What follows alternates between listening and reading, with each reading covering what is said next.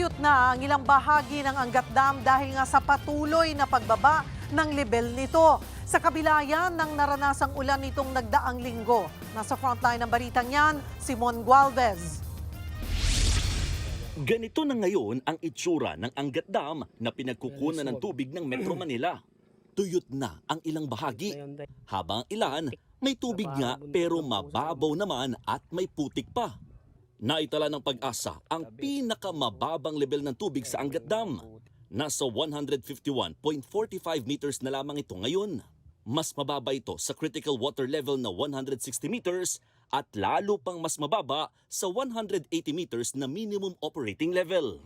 Ayon pa sa Pag-asa, ngayong Hulyo nagsimula ang pagbaba ng tubig sa naturang dam. Pababa talaga yung trend nila, no? Mataas pa rin yung evaporation, rate of evaporation, and at the same time, yung ating rate of utilization. Siguro mainit kasi, so maraming gustong maligo. Kahit pa raw nagpaulan kamakailan, ang habagat at bagyong Inday ay hindi naman ito gaanong nakatulong. Hindi naman kasi inulan ng Angat Dam. Bukod sa Angat, halos lahat ng mga pangunahing dam sa bansa ay nakaranas din ng pagbaba ng tubig. Dahil dyan, apektado rin ang irigasyon sa mga pananim sa Luzon. Paliwanag ng Pag-asa, normal naman daw ang pagbaba ng level ng tubig ng mga dam, lalo kapag mainit ang panahon.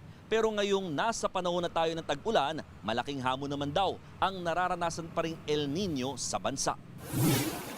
Dahil sa Angat Dam, nakadepende ang 97% ng supply ng tubig sa Metro Manila.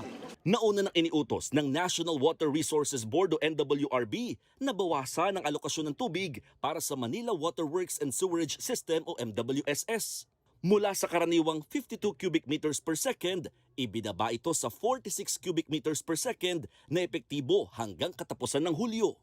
Sa kabila niyan, sinabi ng Manila Water na stable pa ang supply ng tubig na idinidistribute nila sa mga customer.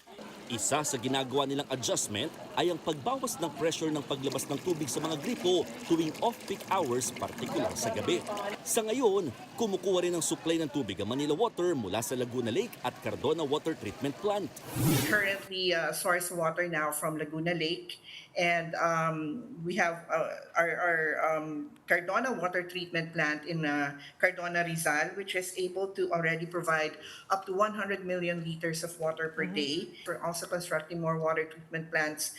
One also from at Laguna Lake, and another, of course, to draw water from the Upper Wawa Dam. Ayon naman sa Pag-asa, ang tanging solusyon sa patuloy na pagbaba ng level ng tubig sa mga dam ay ang ulan. Kaya umaasa na makakatulong ang bagyong Quiapo na nakikitang magpapaulan sa malaking bahagi ng Northern Luzon. Nagbabalita mula sa Frontline, Mon Gualvez, News 5. Mga kapatid, Julius Babaw po. Para sa komprehensibo at makabuluhang balitaan at talakayan, mag-follow at mag-subscribe na sa social media pages ng News 5.